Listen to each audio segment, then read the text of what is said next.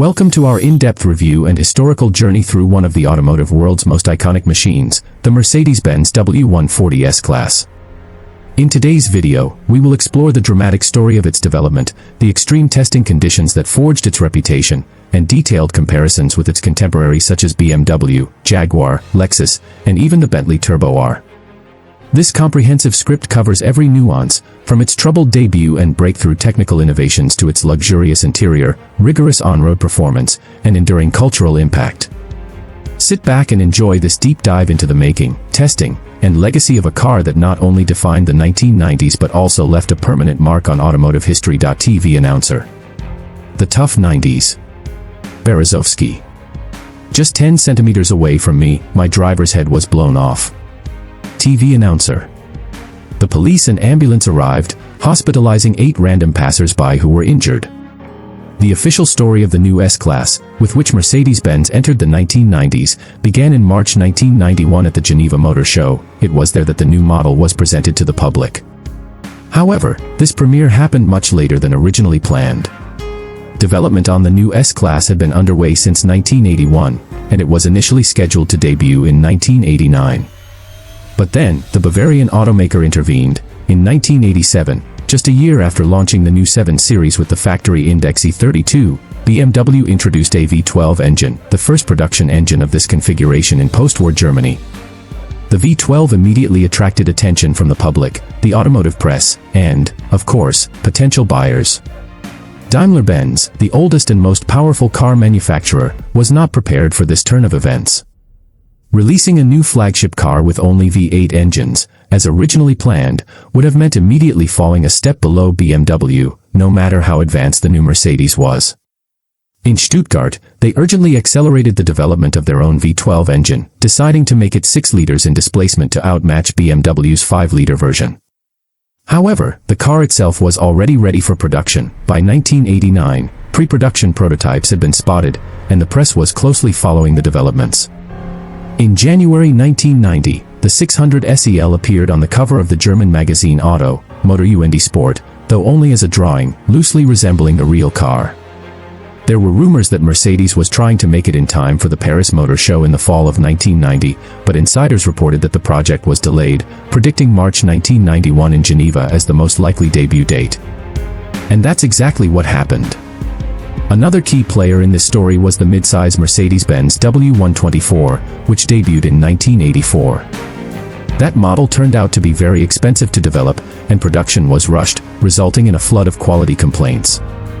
Mercedes-Benz had no desire to repeat this mistake with the W140, so the first cars that rolled off the assembly line underwent extensive testing. The situation was further complicated by the rising popularity of the new BMW 7 Series, as well as the arrival of Japanese luxury brands Lexus and Infiniti. Even Jaguar had strengthened its position thanks to Ford's financial backing. Since the car was almost ready, bits of information were leaked to the press, such as its dimensions. The new S-Class was huge. 5.25 meters long. 1.88 meters wide, excluding mirrors. 1.47 meters tall. With a wheelbase of 3.18 meters, 13 centimeters longer than the Rolls-Royce Silver Spirit. Originally, Mercedes did not plan to make an extended version of the car. Instead, the flagship 600 SEL was supposed to feature a completely unique front-end design. Discussions about the front design continued right up until production began. Designers debated a smoother look, similar to the large SL coupes, and even considered eliminating the traditional chrome grille and hood ornament, replacing them with an integrated grille featuring a massive Mercedes star in the center. In the end, a single grille design was used across all versions of the S-Class.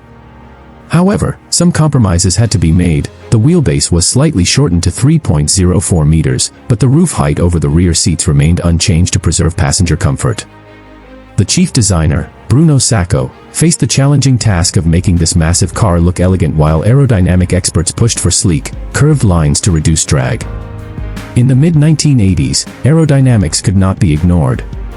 Mercedes announced an aerodynamic drag coefficient of 0.30, which was considered a benchmark at the time, set by the Audi 100 in the early 1980s. However, Mercedes emphasized that comfort and practicality mattered more than aerodynamics. Interestingly, rumors circulated that the car's windows would form a continuous dome, covering the side pillars. This never made it to production. The W140 also had to fit into Mercedes' overall design language, continuing the styling cues of the W201 and W124. Bruno Sacco kept the signature rear taillights and the plastic cladding along the lower side panels. By 1989, other key specs were already known. The car's minimum weight was 1,850 kilograms. With additional options, it easily exceeded 2 tons. Double-glazed windows were used to improve sound insulation and visibility. Features like a separate climate system for rear passengers, a built-in phone and fax machine, and of course, the massive 6.0L V12 engine producing 400 horsepower. Even up until the final stages, Mercedes planned to fit the W140 with 15-inch wheels, but at the last minute, 16-inch wheels were chosen, forcing an expensive redesign of the wheel arches, fenders, and brakes, even though production tooling had already been ordered. This raised production costs, and the new S-Class would be significantly more expensive than its predecessor. By mid-1990, Mercedes appeared on the cover of another German magazine, now showing a retouched photo of a camouflaged prototype. The details of the 600 SEL were becoming clearer. 409 horsepower. 5.11 meters long, 20 centimeters longer than the BMW 7 Series. The largest Mercedes since the 1960s 600 Pullman. Mercedes engineers, offended by BMW's V12 success, boasted that their engine's power, measured in kilowatts, exceeded BMW's power in horsepower. However, BMW's development chief, Wolfgang Reitzel, refused to enter a horsepower war, stating that Mercedes' power was excessive for a road car. Meanwhile, BMW had already been selling the 750iL for 4 years, while Mercedes struggled to catch up. A year before the W140's debut, Mercedes announced the price range, from 80,000 to 200,000 Deutsche Marks. By 1990, almost all technical details were known. The front suspension had a new double wishbone setup mounted on a subframe. The rear suspension was a multi-link design, originally developed for the Mercedes 190, later used in the W124, and now adapted for the S-Class. Mercedes even considered a full-frame chassis for ultimate comfort but settled for 2 subframes. The new ABS system had a higher operating frequency. The V12 badge on the rear pillar was added after market research showed that luxury buyers wanted to display their success. Finally, in December 1990, official photos and specifications appeared in magazines. By the time of its debut in March 1991, the Mercedes-Benz W140 was the most advanced and luxurious car of its time, setting new standards for comfort, safety, and technology, a true flagship for the 1990s. Both in Death Valley, USA, and Kenya, where the battered roads and scorching heat were perfect for testing both the chassis and body, as well as the climate system of the new car. And, of course, on the famous German Nürburgring, serious changes had to be made to the suspension geometry. These adjustments were necessary to transform the car from a barge into, if not a sports car, then at least a decent automobile. The Germans even referred to it as a battleship, but the essence remained the same. The early prototypes handled poorly on the track. As a result of the Nürburgring tests, the car was fitted with two 3560 ZR16 wheels instead of the original two 1565 ZR15 ones, along with more powerful brakes. These changes were implemented as early as 1988, when production preparations were in full swing, and the modifications became the gold standard. So what kind of car did they end up with? German journalists got their hands on the vehicle immediately after its official debut and test drove the 600 SEL in March 1991. They first noted the comfort and the new seats. The front seat adjustment was particularly astonishing. You could change the seat depth using an inflatable lumbar support. Journalists wondered why no one had thought of this earlier. The rear seats were, of course, comfortable as well, while the high roof and spacious interior gave the impression of a living room on wheels. However, they were skeptical about the new technical features such as the soft closed doors and trunk lid, or especially the retractable trunk handle, which they called a beautiful joke. The pop-up parking guides at the rear weren't appreciated either. The right one was blocked by the headrest, and overall, they didn't really solve the rear visibility issue when parking. However, the windshield wipers were praised. The single-arm wiper with a complex trajectory, as used on smaller Mercedes models, was no longer enough for such a huge windshield, so a small conventional wiper was added on the passenger side. The system worked very well, even at high speeds. Additionally, thanks to well-thought-out aerodynamics and effective water drainage from the windshield, the side windows remained clean in any weather.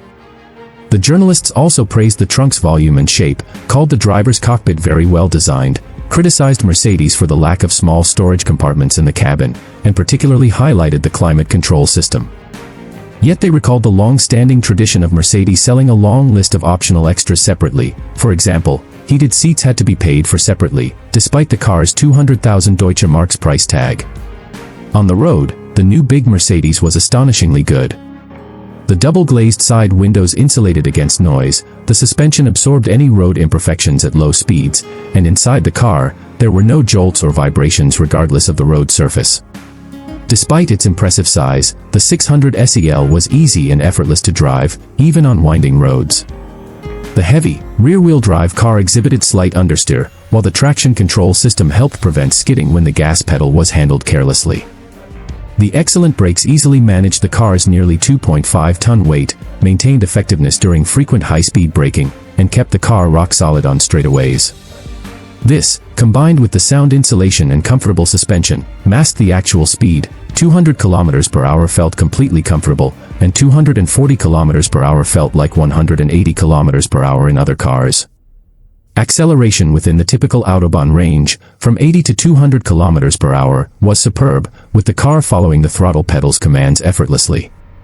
German journalists even called the car's capabilities off the charts. Perhaps BMW's competitors were right when they claimed that the new Mercedes had excessive power. The magazine Auto, Motor und Sport further stirred the debate, writing that if you were expecting smooth and powerful thrust, a clear distinction from a V8, you might be disappointed. When accelerating hard, the engine might even be mistaken for a six-cylinder, and there could have been less noise. Despite the 408 horsepower, there was no explosive temperament.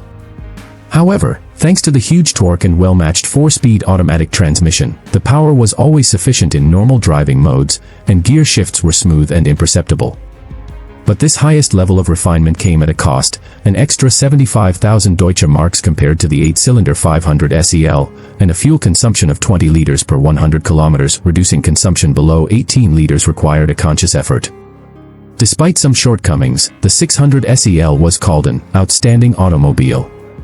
It was also noted that car development had reached its peak. Achieving something truly extraordinary would require supernatural efforts, size, and price. Meanwhile, the journalists tested the lower versions as well. The 500 SEL, with its 326 horsepower V8, was seen as a potential flagship if Mercedes had not built the 600 SEL, while the 400 SEL and 300 SE offered alternative choices, each with its own strengths and compromises. Ultimately, internal comparisons were one thing, comparing Mercedes models with one another was one matter, while comparing them to rivals like BMW was another. In the subsequent issue, Auto, Motor und Sport compared the BMW 750iL and Mercedes-Benz 600 SEL, both featuring V12 engines. Despite the BMW being 360 kilograms lighter, the 600 SEL outperformed it in acceleration, 0 to 100 km per hour in 6.1 seconds versus 8.1 seconds for the BMW, and 0 to 160 km per hour in 14.8 seconds versus 18.1 seconds. At high speeds, BMW experienced noticeable wind noise, while Mercedes' double-glazed windows ensured a near-silent cabin.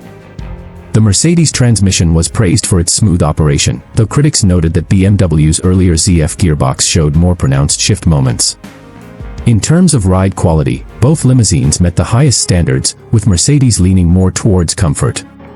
British reviewers also compared the driving dynamics, noting that while BMW offered comfortable seats and excellent ergonomics, its classic Bavarian cabin felt a bit more cramped and conventional. Overall, however, the Mercedes was in a class of its own, setting a new standard in performance, comfort, and luxury. The Jaguar was elegant and beautiful, but nowhere near as comfortable as the German sedans.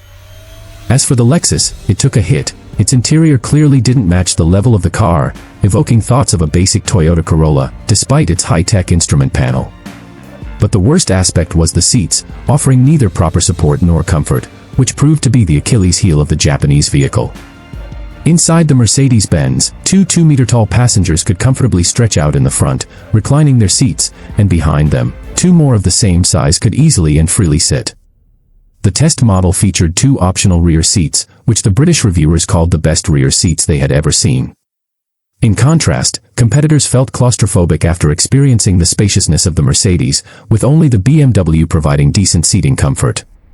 The test Mercedes was lavishly equipped: separate rear seats, an independent air conditioning system for rear passengers, an onboard computer, remote central locking, heated front and rear seats, and most importantly, an anti-lock braking system, power-adjustable seats and mirrors, traction control, an excellent audio system, and an anti-theft system.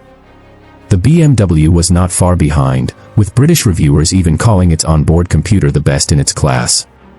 However, the Lexus surprised them by lacking an onboard computer and seat heating, and the front passenger seat couldn't even be adjusted for height, though it did feature a 10-disc CD changer. The Jaguar's onboard computer was compared to a Sinclair device, its audio system performed poorly, and the driver's seat adjustment was faulty. In summary, as the British reviewers initially stated, the Mercedes completely crushed its competition. It combined the dynamics of a supercar with unprecedented comfort and handling in the luxury sedan class. It didn't just outperform its rivals, it raised the bar to an entirely higher level. There were a few criticisms, of course.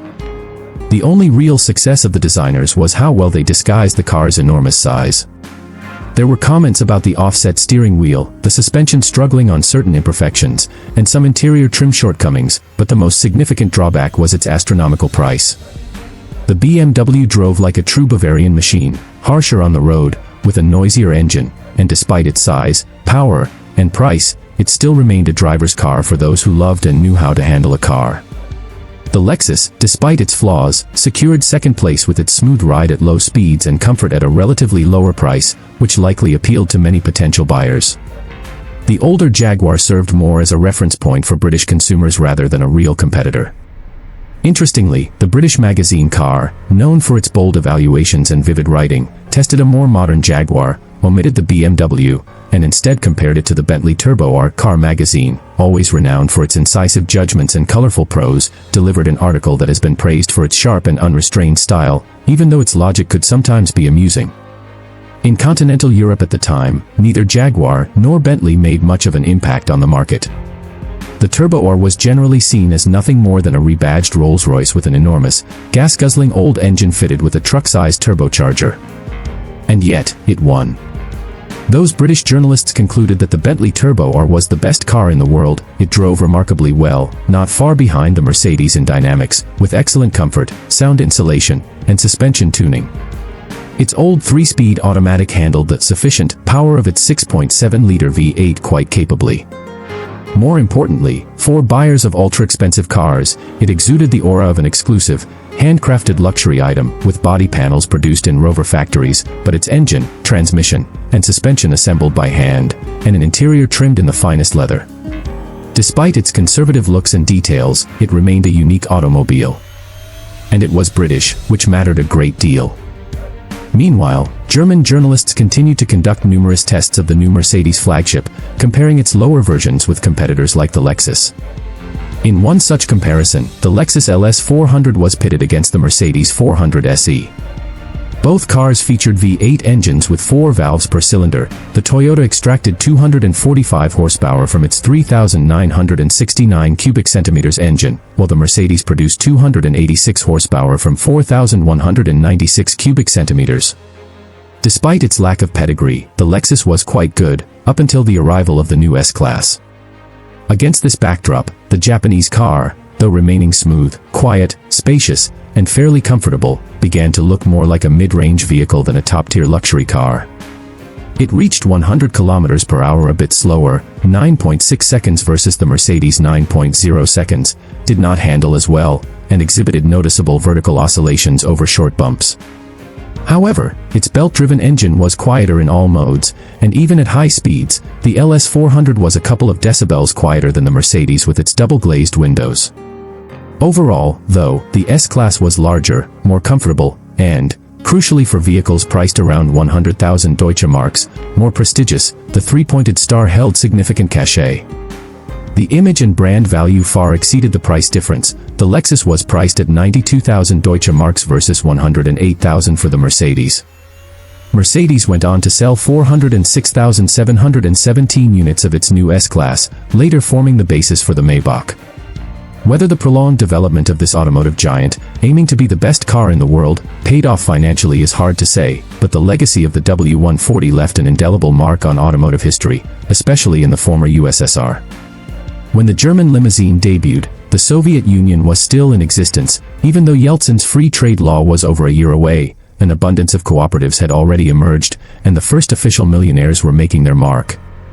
In April 1991, just weeks after its Geneva debut, the fresh and imposing Mercedes-Benz S-Class was not only showcased at the Auto Service 91 exhibition in Moscow but soon roamed the capital's streets, eclipsing Ladas, Moskviches, Volgas, and rare foreign Marques. The German new model was so representative and heavy that it perfectly captured the spirit of the early 1990s, immediately becoming a hero of the news and a part of popular folklore. It's hard to imagine a more striking automotive emblem of those times. All other cars paled in comparison. In those years, random passengers in this Mercedes were unheard of. Even the STO Sorokovy, a nickname for a related model, drove on Soviet roads during its first months, at a time when salaries were still Soviet, and very few held dollars or Deutsche Marks. Currency-related offenses remained a part of the criminal code for some time, and even former Komsomol leaders, quickly transformed into cooperative managers, could only dream of such money in cars. In 1991, there was hardly anyone to write about such machines. While the magazine Zarulum placed the German new model on its cover, it could only luxuriate in brochure descriptions that year. In August 1991, Zarulum provided a detailed report on this car for Soviet car enthusiasts. The Mercedes graced the cover with its V12 engine, and that image was reproduced in 2,415,000 copies, leaving a lasting impression on many readers. The publication after review had just emerged from its infancy then. Expert reviews of the STO Sorokovy would only come in the autumn of 1992, with further accolades arriving in the spring of 1994 and summer of 1996 as design tweaks were introduced.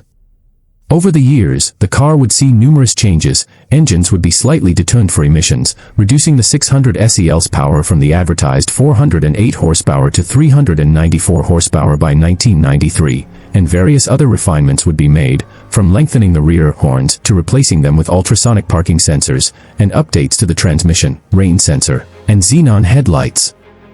The engine lineup would also broaden. Where there had once been a single 300 model, there would eventually be variants with 2.8L and 3.2L engines, and in 1993, the 400 SE would evolve into the more precise S420. Yet many enthusiasts, upon seeing the STO Sorokovy, would still call it the 600 regardless of the engine, a clear sign of its identity. This model, formerly designated the V140 for the long version and the W140 for the short, became legendary. It was the car on which Berezovsky's dramatic incident occurred, in which a driver lost his life. It was the car in which Princess Diana met her tragic fate. It was driven by Yeltsin and many other world leaders. This Mercedes appeared in television reports from every corner of the globe, featured in films to emphasize a character's power and wealth, and even sparked protests by environmentalists. To avoid any association with environmental issues, Mercedes eventually scrapped plans for the 800 variant based on the S-Class. Nevertheless, in most countries, it was simply one in a long line of big Mercedes models, each representing a distinct era. This one, however, became the symbol of the 1990s. For many years in the former USSR, anecdotes about the 600 and the little-known Zaporozhets persisted, even as the car itself became firmly embedded in automotive history and the collective memory of people around the world. Heavy, exceedingly expensive, comfortable, and luxurious, a true Mercedes. Perhaps it was the last to unabashedly embrace its size and status. Today, as we reflect on the Mercedes-Benz W140 S-Class, we see a vehicle that was much more than a means of transport. It was a statement of engineering excellence, luxury, and technological prowess. Its development was fraught with challenges, its testing ran under the most extreme conditions, and its presence on the road redefined what a flagship luxury sedan could be. From the dramatic narratives told by early television reports and eyewitness accounts to the painstaking design revisions that delivered unmatched comfort and performance, every detail of the W140 tells a story of innovation and ambition. Whether it was the groundbreaking 6-liter V12 engine, the revolutionary seating adjustments, or the meticulous attention given to noise insulation and ride quality, the W140 was built to command respect. In the competitive landscape of the early 1990s, where BMW, Lexus, Jaguar, and even Bentley were vying for supremacy, the Mercedes-Benz W140 stood out, not only for its technical specifications and luxurious appointments but also for its cultural impact. It became a symbol of success, a vehicle driven by world leaders, and an icon that represented the opulence and ambition of an era. As we close this chapter, it's clear that the W140 S-Class left an indelible mark on automotive history. Its legacy endures in every modern luxury sedan that followed.